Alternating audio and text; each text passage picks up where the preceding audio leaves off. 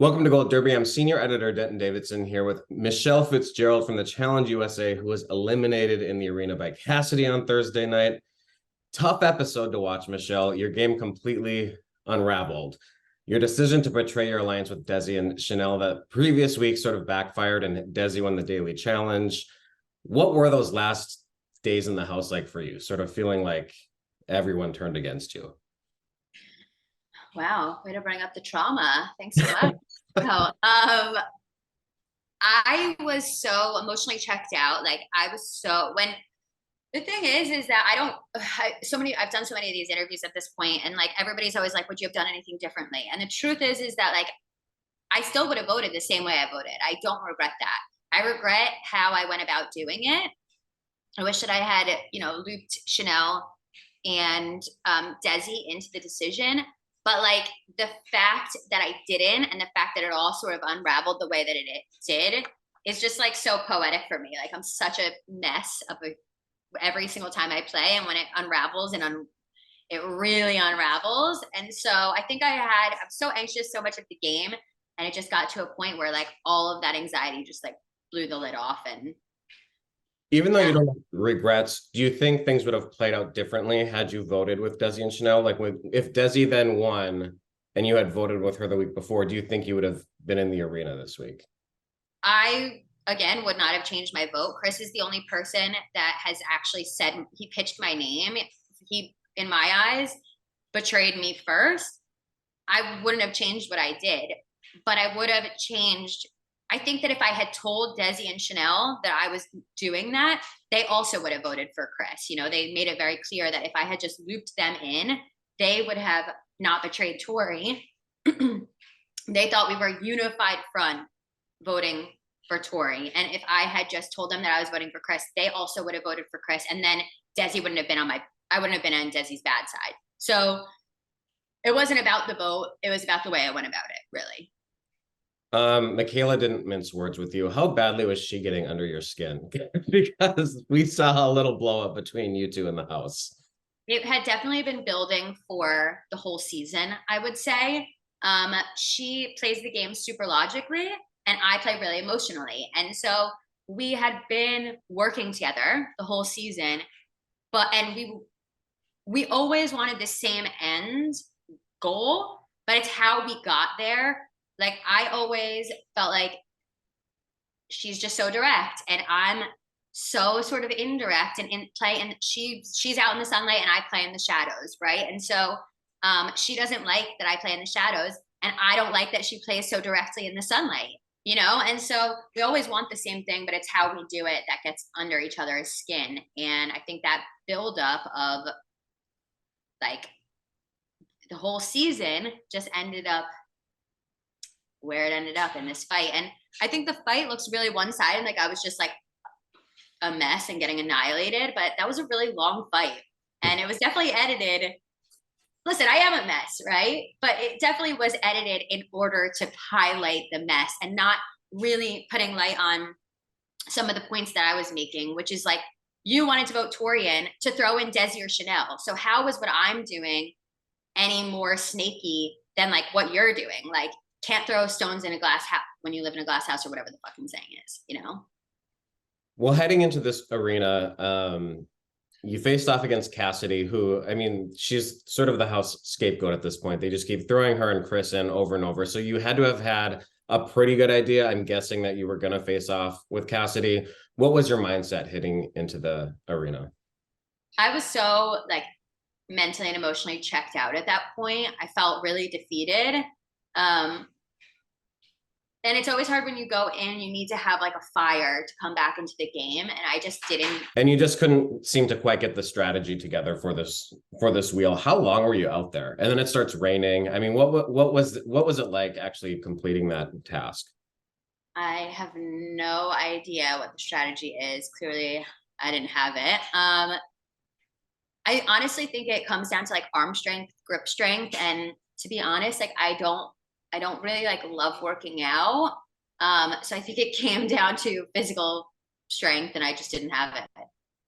You're a Survivor winner, but this isn't your first challenge. How do you compare the experiences? Could you call one more difficult than the other? I feel like this game was sort of a little bit of both. In the challenge, usually it's like you literally have to be like, I'm voting and I'm going to shoot you straight to your face. Whereas Survivor, it's like you have secret votes. And so having that layer of the secret voting in the challenge is definitely new. And it kind of combines two of the most stressful things from the challenge is super, super stressful in general. And the secret voting made it even more so. So I found this season to be probably the most difficult challenge I've ever done for sure. Um, Obviously, Winners at War was like a whole nother beast, but yeah, they're both tough in different ways. And something that bothers me about the narrative around you, I think, is that, and you've talked about it, is that you're like this undeserving Survivor winner.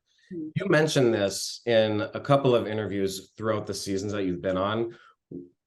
Does that still get at you? Like what, like, because I think these people are total garbage. Whoever is saying this, we can talk about this more, but I just don't understand why people can make that argument. But does that get to you? Because it seems like you still have something you need to prove. I think that I think that in the challenge, because it's a repeating sort of game, and I've obviously done Survivor twice as well.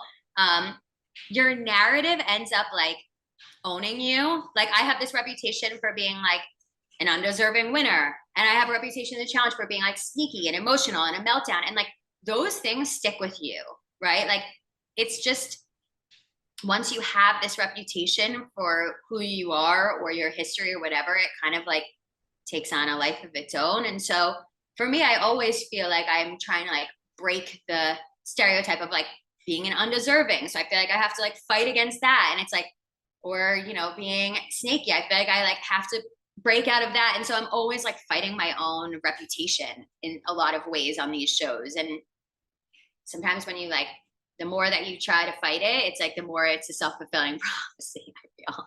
Well, it's weird to me because no matter how many, immunity challenges you win, no matter how strategic you are, whatever your alliances are, the ultimate game of Survivor and Big Brother is get to the end and get the jury to vote for you. And that's why I'm always like, there's no such thing as an undeserving winner because they did the task. Like if you complete, like Yeah.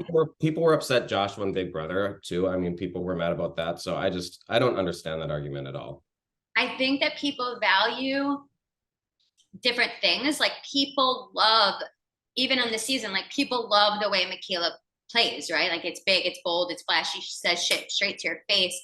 And that's always going to come across on TV, like in a way that people connect with and they appreciate. Whereas this like social game that's a little bit more in the shadows, a little bit more like intangible in a lot of ways, building the connections, like it's harder for people who are watching to kind of connect with that and grasp it. It's never going to connect in the same way that a big, bold, flashy player is. And so it's always going to feel like that type of person should be the winner versus somebody who plays a little bit more social and a little bit more in the shadows. So I think that that's kind of the hard thing with Survivor in general. People love the people who are like bold and brash, and that's a really hard way to win the game, though.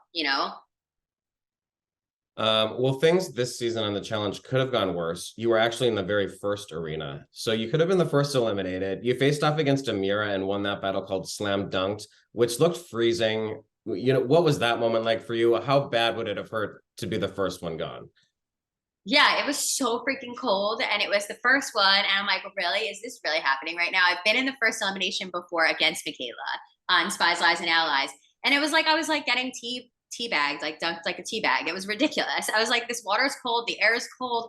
Why am I drowning like a wet rat in episode 1? Like somebody, but I think the good thing about starting off the season like that was that it was kind of just like puts a fire under your ass. Like you have to play from day one.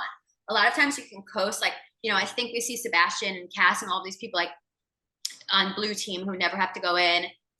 They like coast a lot of it, and then they like suddenly have to start playing, and then it's almost like too late, like I just like had to play right off the jump, and I think it set me up to be prepared for like the rest of the season, and it gave me a path. The people who voted for me, it gave me a path for who I wanted to target, and so like it was a blessing and a curse, I think, going into that first one. And that first episode, you also see these vets come up on the jet skis. So you're no complete stranger to them because you've played the challenge before, but you're lumped in with Survivor for this CBS USA challenge purposes. What were your thoughts when they wrote up, and how did you think that would impact your game, sort of now being in the middle of these two groups that you know? Yeah, so it's interesting because I've lived with a lot of those vets before. I have relationships with them, I have history with them. So I know them, I've lived with them. And a lot of the survivors I've never even met before, never talked to them, maybe shot a text once or seen them on my TV or whatever it was. Honestly, a lot of them I hadn't even watched their season. So I had way more knowledge of the vets and history with them than I did with the survivors. But coming from Survivor, I have like this innate like need and want to protect them because I'm like, this is my origin, this is my roots, and I want to make sure that they're okay and they're navigating the game all right. So like I was torn between my history and like the survivors. Like I felt like I was just right in the middle, and I didn't know what was more important, and I didn't know how I was going to navigate it until obviously it all fell apart at the end. Well, the Survivor crew definitely did better than Big Brother. I mean, we can say that they held strong a lot longer. What was the most difficult daily challenge this season, and why?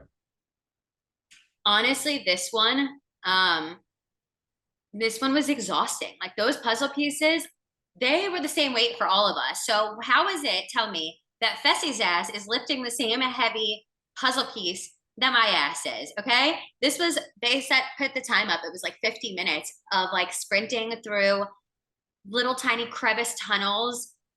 It was just like, yeah, it was like a thing of nightmares. I hated every single minute of it. I was exhausted, but there was a lot of challenges too, like the one that we were in the water, like flipping over the boat and stuff, which I love the water, but it was just freezing. It was a cold, wet, rainy season. So that makes every single challenge harder. As you left the challenge that day, and no spoilers if you know how things end, but just in that moment that you were leaving and you looked up at who's left, who were you thinking on that day? God, they're in a really good spot. Like who had set themselves up the best to get into the final and do well? I think Fessy. I think Fessy did. First off, he never so far has to have his feet in the sand in the arena because he's formidable. Nobody wants to go against him, and you know if he was main vote, then any ball in the hopper against him has like a high potential of going home because he's pretty much good at everything. And if he was a hopper vote, like it was just he set himself up socially really well.